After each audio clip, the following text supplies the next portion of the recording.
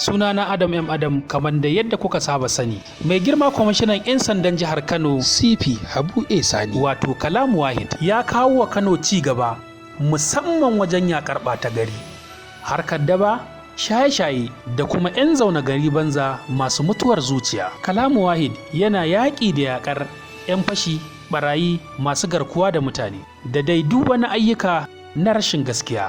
Kalamu Wahid jajirtaccen mutum ne, mutum da ya san mutuncin mutane, ko basaraki, ko mai kuɗi, ko talaka, kai har uwa uba ma masu laifin da suka daina laifi yana jawo su jikinsa kuma yana ba su ayyukan yi. Mai girma kwamishinan 'yan sanda Kalamu Wahid yakan kai ziyara wurare daban-daban, musamman inda aka samu rashi yakan kai musu ziyara